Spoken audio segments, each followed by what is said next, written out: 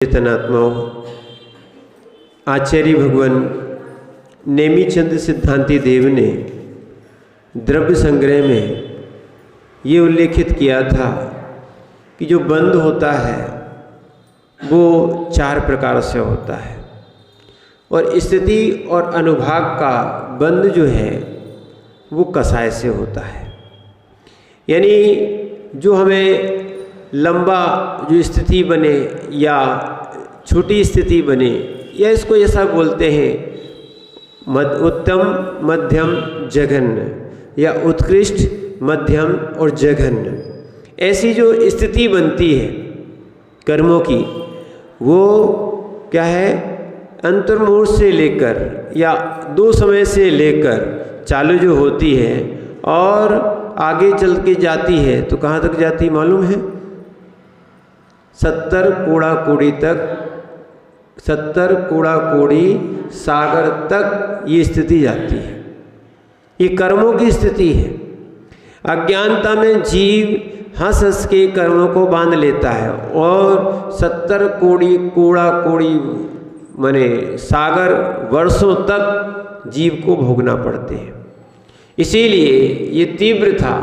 और अगर जीव सम्यक पुरुषार्थ करे और जब तक कर्मोदय में नहीं आया है तब उस स्थिति को घटा भी सकता है। अनुभाग भी मंद भी होता है, तीव्र भी होता है, मध्यम भी होता है। ठीक है, तो अनुभाग जैसा होता है वैसा ही दुख मिलता है। इसीलिए जब तक कर्मोदय में नहीं आए हैं तब तक हम जो है अपने स्वपुरुषार्थ से उसका उत्कर्षण, अपकर्षण और संक्रमण कर सकते हैं, उदीर्णा भी कर सकते हैं। क्या है, बस ये है निकाचित कर्म में ये कुछ नहीं चलता। कौन से कर्म होते हैं?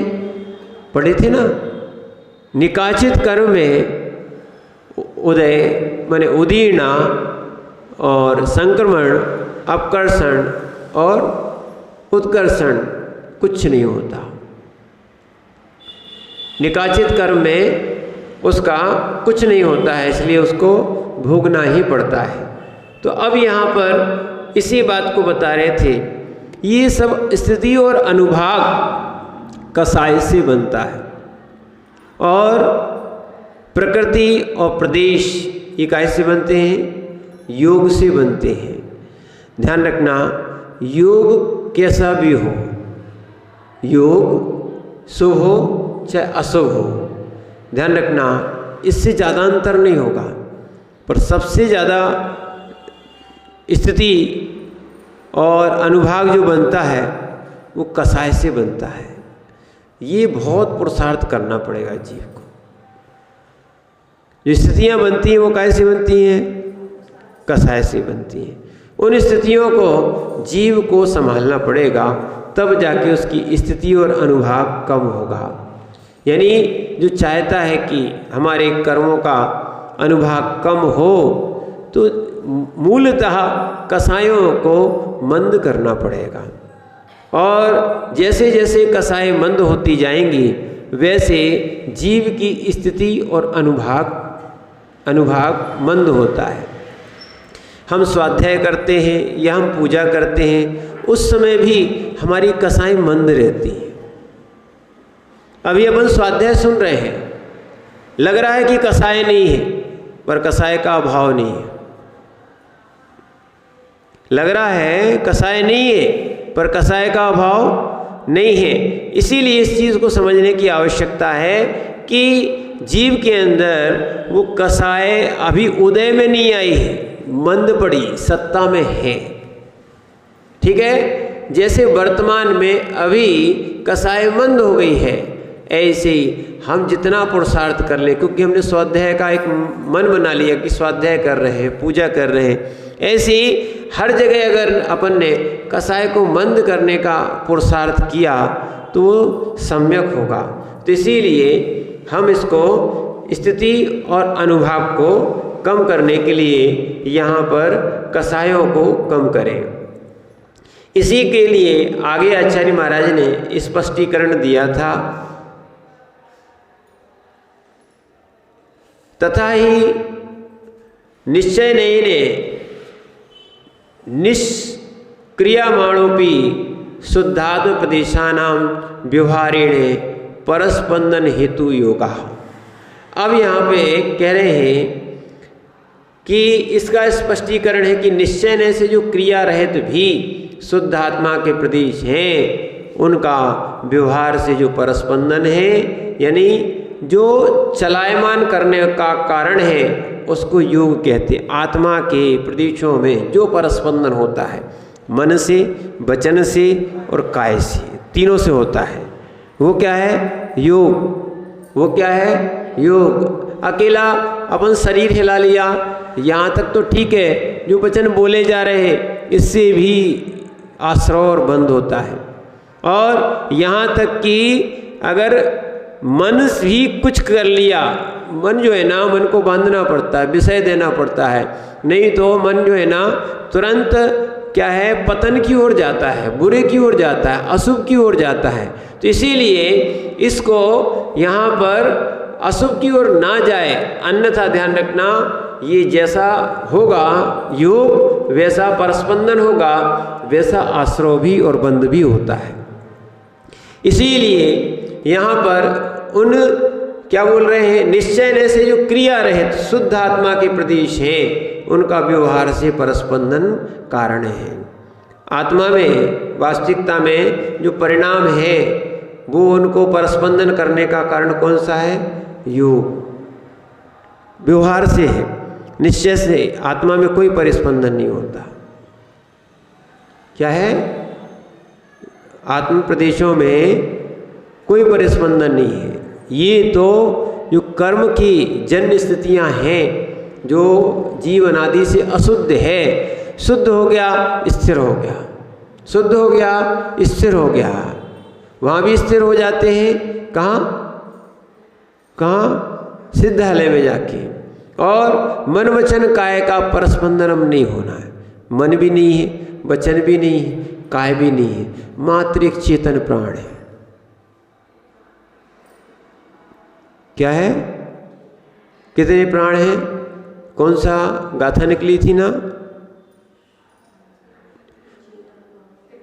तिक्काले चतुपाणा इंदीवल माणु आणु पाणुय बवहारा सो जीवो निश्चय दे दु चेतना। माने वैसे एक चेतना ही प्राण है। और यदि यहाँ पर जो प्राणों से जीता है जीव, 10 प्राणों से जीता है, तब इसके मन वचन काय क्या है? ये तीनों चीज़ें, क्योंकि इंद्रियां भी हैं, शरीर भी है, बल भी है, श्वासोच्छ्वास भी है और आयु भी है। तो यहाँ पर जो परस्पंदन होता है, ये परस्पंदन जो बता रहे थे, यहाँ सिद्धों के नहीं होता है। ये किसके होता है? जो सिद्ध नहीं है, असिद्धों के होता है। और व्यवहार से परस्पंदन उसमें कारण है, उसे योग कहते हैं। उसे क्या कहते हैं? योग कहते हैं। अब आगे बताते हैं उसी में कि निर्दोष परमात्मा, निर्दोष परमात्मा, निर्दोष परमात्मा भावना प्रतिबंधक क्रोध आदि कषायोदयात स्थिति अनुभाग बंध द्वयम भवति। जो निर्दोष परमात्मा की परमात्मा भावना का प्रतिबंधक है। देखो, निर्दोष परमात्मा की भावना से जो रहित है या जो विपरीत है, कौन? क्रोधादि कषायोदयात, क्रोधादि कषायों से जीव स्थिति और अनुभाग द्वयम भवति, बंध भवति, यानी 2 प्रकार का बंध हो जाता है। जैसे ही कषाय आएगी तो क्या हो गया? स्थिति और अनुभाग बंद होगा। आश्रवे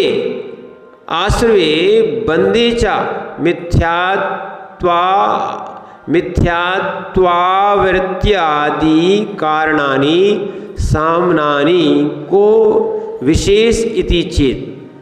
अब यहाँ पे पहले प्रश्न किया है, आश्रवे बंदेचा, आश्रव और बंध में आश्रव और बंध में मिथ्यात अवरति आदि कारणानि समानानि को विशेषता चेत।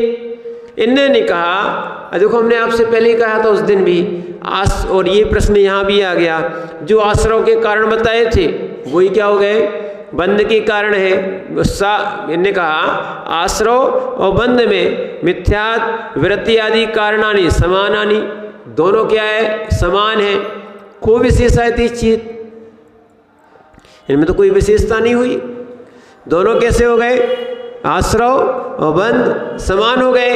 ये पहले प्रश्न किया था कि नहीं किया था, क्योंकि 8वें अध्याय में बंध का कथन था और 6वें अध्याय में आश्रव का कथन था, वहाँ कथन नहीं किया गया है। और यहाँ जो है मैंने तत्वार्थ सूत्र में उन्होंने 8वें अध्याय में लिया इन चीज़ों को, और अभी जो आश्रव का कथन कर रहे थे भावाश्रव का, तो यहाँ पर ये आश्रव में ले लिया था।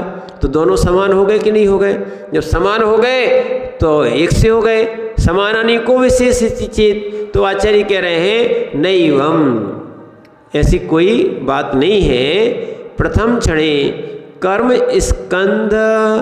स्कंधानाम आगमन आश्रवः, उन्होंने कहा जो कर्मों के स्कंद रूप से जो आगमन होता है उसको आश्रव कहा है।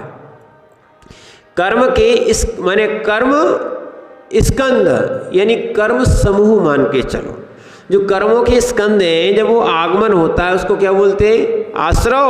और आगमानंतरम द्वितीय क्षणादौ जीव प्रदेशेषु अवस्थानम बंधमिति चेत भेदा। देखो हमने उस दिन भी यही बताया था और उत्तर भी यही निकल रहा। आने को आश्रव कहते हैं, आने को आश्रव कहते हैं। यही मिथ्यात आदि जो है ना, अवृत्ति, मिथ्यात अवृत्ति, प्रमाद, कसाय, बंध, योग और बंध हित्वा, ये आने को आश्रव कहते हैं। क्या हो गया, आने को आश्रव कहते हैं। और दूसरा क्या हो गया, क्या हो गया, हाँ रुक गया सो बंद हो गया।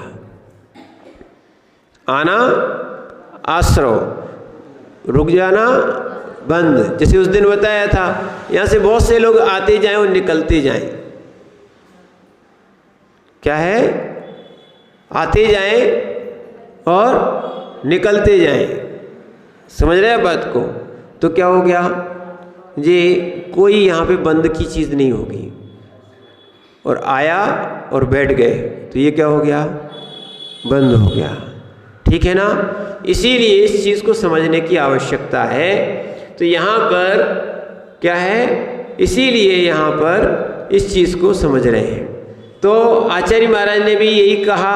देखो हमने कहा था कहीं ना कहीं कोई ना कोई प्रश्न उठ ही जाता है, तो ये उठ गया और इसका उत्तर हो गया। समझने की आवश्यकता है, जब तक लोग समझते नहीं हैं तभी तक तो लोग भटकते भी हैं, कहीं मोह में पड़ जाते, कहीं कसाय में पड़ जाते हैं। वास्तविकता में अभिप्राय को समझने का प्रयास करना चाहिए। एक और ध्यान रखना, कहीं आचार्यों ने कहा है, कहीं गुरु ने कहा है, कोई सोच समझ के कह रहे हैं, पर क्या करें, कई लोग अज्ञानी होते हैं, है ना, और बेदिमाग के काम कर लेते हैं। यानी जिसको कहा जाता है अभी बेदिमाग का काम, यानी अज्ञानता में कार्य कर लेते हैं। जो कार्य अच्छा होता है, इसमें एक आया है कि स्वबुद्धि सुखाय गुरु बुद्धि विशेषता। तुम्हारी बुद्धि से तुमने जो किया है वो सुख मिल सकता है, पर गुरु बुद्धि से अगर कुछ करने मिलता है तो उसमें कोई विशेष कारण होता है। क्या है, ये हम लोगों ने महसूस किया है। पर क्या करें, अज्ञानता है, जीव सोचता है कि क्या करें, गुरु जी हमारे कार्य में अंतराय बन रहे, बाधक बन रहे हैं। ऐसे ऐसे लोग अज्ञानी होते हैं। क्या है, तो इसीलिए तो अपन सोच लेते हैं जिनका जितना भाग उतना उनका क्षोभ समय या दिमाग चलता है। इसीलिए क्या है, वास्तविकता में देखो बड़ों से और गुरु से पूछने से काम एक अच्छे होते हैं। कैसे होते हैं, काम अच्छे होते हैं। तो इसीलिए जो जीव अज्ञानता बस इन चीज़ों को नहीं समझ पाता है, वो जीव भटकते रहते हैं। क्यों, अपने पास उतना क्षोभ सम नहीं, उतना अनुभव नहीं है, उतना आगम का ज्ञान भी नहीं है। समझ रहे ना आप बात को? बहुत सारे लोग कर लेते हैं और बाद में फिर पछताना पड़ता है, कई बार हुआ। तो इसीलिए इन चीज़ों को समझना चाहिए। क्या है, कई जगह क्या है, ये लोग, क्योंकि हम लोगों ने ये पूरा अभ्यास कर चुके हैं, अपने मन से काम कर लेते थे, और फिर अगर वही काम अभी हम लोग को समझ में आता है, वही काम अगर पूछ किया बहुत करते तो बहुत उत्कर्ष को जीव प्राप्त हो सकता था। ठीक है ना? इसीलिए क्या है, अज्ञानता में और यही कहे योग और कसाय के परस्पंदन में ये बहुत सारा कार्य बिगड़ जाता है। ठीक है ना? तो इसीलिए इन चीज़ों को समझने की आवश्यकता है। तो इसीलिए पहले का क्या कहा गया, आश्रव और बंध में थोड़ा अंतर है। आश्रव और बंध में क्या है, भिन्नता है। आश्रव भिन्न है और बंध भिन्न है। देखो, जब संज्ञा भिन्न है तो लक्षण भी प्रयोजन, और प्रयोजन भी भिन्न है। सब एक से नहीं है, सब एक से नहीं है। देखो, एक ही वर्ग में रहने वाले अक्षर भी एक से नहीं है, उच्चारण भी लगभग एक सा नहीं है, संज्ञा भी सबकी एक सी नहीं है। अगर है संज्ञाएं सबकी एक सी हो गई तो एकत्व हो जाएगा, भिन्नत्व कहाँ रहेगा? क्या है, भिन्नत्व है, तभी यहाँ पर कहा गया है। यानी आश्रव और बंध दोनों एक नहीं है। आपको लग रहा है कि वही कारण क्या है, आश्रव के कारण है, वही कारण क्या है, बंध के कारण है, ये दोनों एक नहीं हो गए। नहीं, आना अलग होता है, रुकना अलग होता है शब्द में अंतर है कि नहीं? शब्द में नहीं, क्रिया में भी अंतर है। किसी से कह दीजिए आइए तो आ जाएगा, और जैसे आप लोग भी पढ़ाते हो ना, पढ़ाने में क्या बोलना चाहिए मालूम? कई लोग क्या है, अज्ञानता में, हे स्वामी नमोस्तु नमोस्तु नमोस्तु नमोस्तु नमोस्तु, मैंने नमस्कार कर रहे हो। क्या है, आप नहीं समझे विधि क्या है कि आपको कैसे बोलना चाहिए। क्या है, हे स्वामी नमोस्तु नमोस्तु नमोस्तु, फिर बोलो अत्रो अत्रो अत्रो, तिष्ठो तिष्ठो तिष्ठो। ठीक है, फिर उसके बाद फिर महाराज जी नहीं पढ़ रहे तो फिर बोलो हे स्वामी नमोस्तु नमोस्तु नमोस्तु। जब वो खड़े हो जाए फिर कहो मन शुद्धि वचन शुद्धि काय शुद्धि आहार जन शुद्धि। अब आप आइए आइए तो कह रहे हो, वो माना कि आप नमोस्तु नमोस्तु बोल दिया, नमस्कार नमस्कार कर लिया, और आपने है ना तिष्ठो तिष्ठो नहीं, ठहरने के लिए बोल ही नहीं रहे। समझ रहे ना आप बात को? ऐसे ही ये कर्मों में लगाना।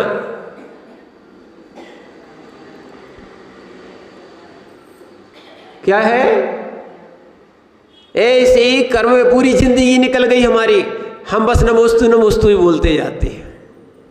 और बहुत सारे लोग ऐसे हैं, जो बात में दिमाग में एक बार सेट हो गई ना, वो निकालते नहीं। इसको ही बोलते एकांत।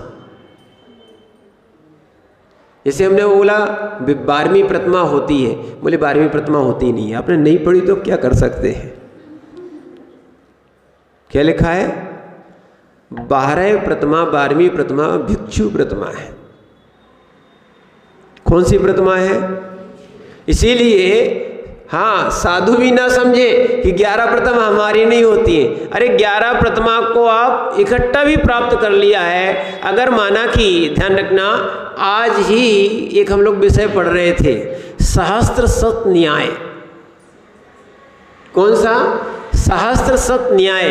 देखो, जब तक वो विषय समझ में नहीं आए उसको खोजते रहो और वो आपको समझ में आएगा। सहस्त्र सत न्याय का अर्थ है जिसमें 1000 रुपये का लाभ होता हो, या 1000 रुपये जो व्यक्ति कमा सकता हो, क्या वो 100 रुपये नहीं कमा सकता? क्या है, नहीं कमा सकता। नैयायिक ने 5 हेतु माने हैं। कितने? और बौद्ध ने 3 माने हैं। नैयायिक ने 5 हेतु माने हैं और नैयायिक ने 5 हेतु माने हैं और बौद्ध ने 3 हेतु माने हैं। 3 में 2 और मिला दिए तो कितने हो गए? 5। अब जब नैयायिक का खंडन कर दिया वहाँ आचार्य महाराज अभिनव धर्मभूषण न्याय दीपिका में लिख रहे हैं, जब हमने 5 का खंडन कर दिया है, पहले ही समाधान कर चुके हैं, तो अब बौद्धों का अलग से कथन क्यों कर रहे हो? उन्होंने कहा ये सहस्त्र सत न्याय है। कौन सा हो गया? सहस्त्र सत न्याय हो गया। इसका अर्थ ये हो गया कि जब हमने जो 5 का खंडन कर ही दिया है तो उसमें 3 आ चुके हैं। समझ रहे ना? तो ऐसे ही बहुत सारे लोग जो है ना, जब आगम को देखेंगे, समझेंगे, पढ़ेंगे, तब उनको समझ में आएगा कि ऐसी भी चीज़ें हैं। नहीं तो हमने तो यही सुना है, महाराज को पढ़ाया जाता है तो क्या बोलो, मात्र नमोस्तु बोलो, नमोस्तु नमोस्तु नमोस्तु नमोस्तु, बस नमोस्तु नमोस्तु बोलते रहो। क्या हो गया? ठीक है ना? और नहीं तो कई लोग क्या करते हैं, माता जी को पढ़ाएंगे तो बदनामी बदनामी बदनामी बदनामी, बदनामी की जगह क्या बोलते हैं? बहुत सारे लोग जो है ना, एक सोचना चाहिए, है ना? तो बदनामी क्या है? बदनामी। तो इसीलिए बहुत सारे शब्दों को क्या है, आप बदलने का प्रयास करो।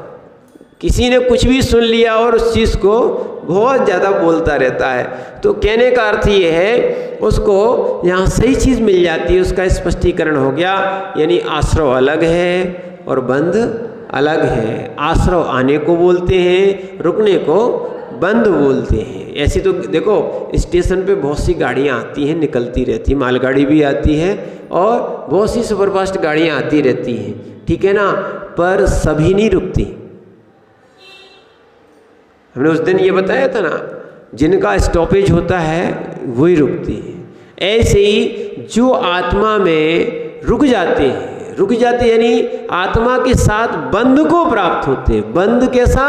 दूध पानी की तरह, एक दूसरे में संश्लेष हो गया, मिल गया, वो कहलाता है बंध। इसीलिए यहाँ पर बोल रहे हैं कि आश्रव और बंध में अंतर है। आना आश्रव है, रुकना क्या है? बंध है। फिर आगे बताते हैं इसी को, आश्रवे बंदे चा मिथ्यात्वागादि हो गया ये प्रश्न। भेदा यत एव योग कसाय द्वय चतुष्टयम, योग और कसाय दोनों चतुष्टयम भवति, बंध चतुष्टयम भवति, तत्एव बंध विनाशार्थम योग कसाय त्यागेने निज शुद्धात्मनि भावना कर्तव्येति तात्पर्यम। एवं बंध व्याख्याने ने सूत्रद्वयी ने द्वितीय स्थलम गतम, ये दूसरा स्थल समाप्त हो गया। अब यहाँ प्रश्न उठता था कि योग और कसाय से 4 प्रकार का बंध होता है, तो अतएव ततः बंध विनाशनार्थम क्या किया जाए जिससे बंध का क्षय हो जाए? क्या किया जाए जिससे ये आश्रव बंध ना हो? क्या ना हो? आश्रव बंध ना हो, यानी बंध ना हो। पहले तो यहाँ आश्रव का पहले कथन हो चुका, बंध ना हो। तो उन्होंने कहा योग और कसाय त्यागे ने, योग और कसाय को त्याग दो।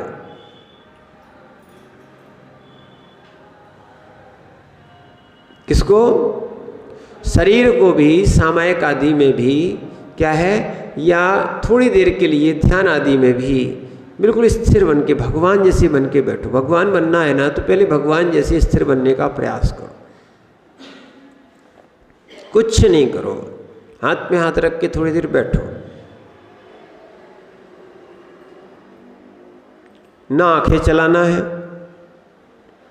न मन चलाना है, न शरीर चलाना है। और ऐसा भी नहीं कि बैठ गए, टिक गए तो सो गए। क्या नहीं करना है? ये तो प्रमाद है। हमें नासाग्र दृष्टि रखना है। अब कहोगे नहीं होती, होगी, सिर भी दर्द नहीं करेगा। क्या करना? नहीं, अगर ज़्यादा दिक्कत होती है आंख बंद कर लेना। पर वास्तविकता में हम एक तो बंध को त्याग कर रहे हैं, माने बंध कैसे छूटेगा? तो योग निरोध किया कि नहीं किया? 14वें गुण स्थान में 13वें गुण स्थान से जब पहुँचे 14वें में, तो उन्होंने क्या किया, पहले योग निरोध किया, वो 13वां ही था गुण स्थान योग निरोध वाला। जैसे धन तेरस जो कहते हो ना, वो ध्यान तेरस है। कौन सी है? ध्यान तेरस। उस दिन 13वें गुण स्थान में ही भगवान महावीर स्वामी थे, उन्होंने उसमें योग निरोध कर लिया। और जैसे ही योग निरोध किया तो क्या हो गया, यही बंध तो समाप्त हो गया, आश्रव भी समाप्त हो गया, सब समाप्त हो गया। उस जितने बंधे थे वे भी पूर्ण रूप से समाप्त हो गए। इसीलिए क्या है, योग कषाय त्यागी ने, योग और कषाय का त्याग करना चाहिए। कषाय का त्याग पूर्ण रूप से 10वें गुण स्थान में हो जाता है, ठीक है।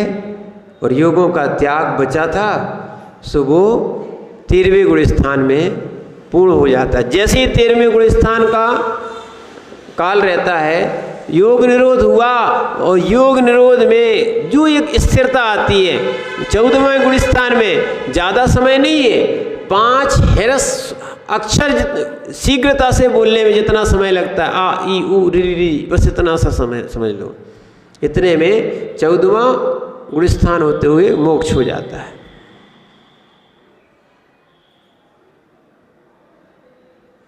क्या है, जैसे अपन सुई में धागा डालते हैं, एकाग्रता से डालते ना, उपयोग से। जैसे ही डाला, थोड़ा सा आगे का गया धागा, अपन ने पकड़ के खींच लेते हैं। समझ रहे ना बात को, क्योंकि स्थिर होना चाहिए। अन्यथा अपन को यही स्थिरता में, योगों को स्थिर करने में ही बहुत बड़ा पुरुषार्थ लगता है। मन को, वचन को, काय को सबसे पहले तो कषाय स्थिर करना चाहिए।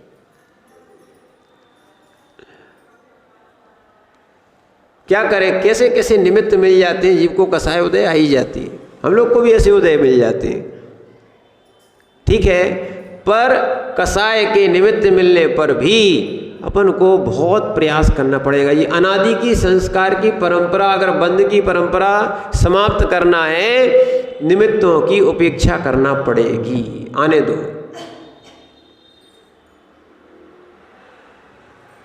क्या है, निमित्त आने दो और अपन माध्यस्थ भाव रखो। यही साधना करना है, क्योंकि अनंतावंदी नहीं छूटेगी तो सम्यक्त नहीं होगा। सबसे पहले तो यही पुरुषार्थ करना है। कौन सा? अनंतानुबंधी का। कौन सा? अनंतानुबंधी का।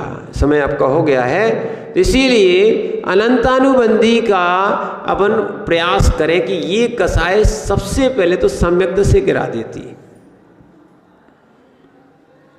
हमारी 6 महीने से अधिक कोई गांठ ना बंधे, सबसे बड़ा पुरुषार्थ कर लो। जो हो गया छोड़ दो। कोई अपना शत्रु नहीं है, कोई अपना मित्र नहीं है। न मैं शत्रु न मैं प्रिया, न मेरा कोई शत्रु है, बस यही मानना। कोई कितना भी मानता रहे कि नहीं हम नहीं छोड़ सकते, तुम्हें नहीं छोड़ना, मत छोड़ो, हम तो तुम्हें शत्रु नहीं मानते। ध्यान रखना, यही अज्ञानता है। जीव मंदिरों तक से शत्रुता बांध लेता है, महाराजों से बांध लेता है, ठीक है। कहीं वृत्ति में बन जाती है, कहीं महावृत्ति में बन जाती है। ये होता है, अज्ञानता है ये सब। कभी कोई विद्वान बांध लेते हैं। क्या होता है, संसारी तो बांध ही रहे, पर इनको भी समझना चाहिए कि जब अगर भगवत्ता चाहिए, सबसे पहले सम्यक्त चाहिए पड़ता। बिना सम्यक्त के ज्ञान और चारित्र कोई कार्यकारी नहीं। ज्ञान भी मिथ्या होगा और चारित्र भी मिथ्या होगा।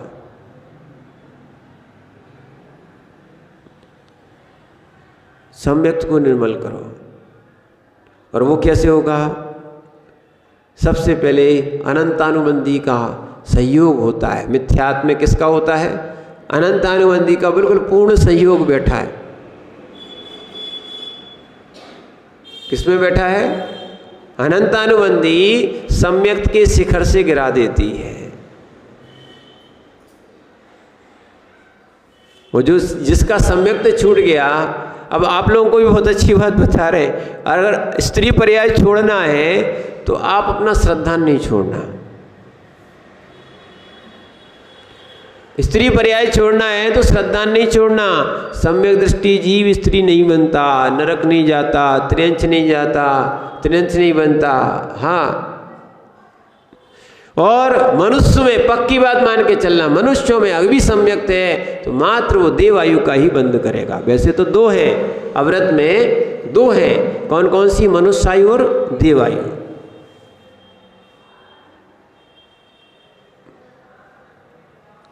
सीधा सीधा कुछ नहीं करना भी, कोई कितना भी कहे, कितना भी, हम तो क्या श्रेणिक जैसे निमित्त मिल जाएं, सामने मछली पकड़ते हुए महाराज भी मिल जाएं, ठीक है, उनका क्रम को जाने, हम अपनी श्रद्धा क्यों तोड़े? उनने अपना व्रत तोड़ लिया, महाव्रत तोड़ लिया, माना कि हम क्यों तोड़े? उनके चारित्रमोहिनी कर्म का उदय आया, इनकी मिथ्यात्व का उदय आया कि उनकी श्रद्धा टूटी, उन्होंने संयम में प्रवेश कर लिया। कोई ने किया, हम श्रद्धा क्यों तोड़े?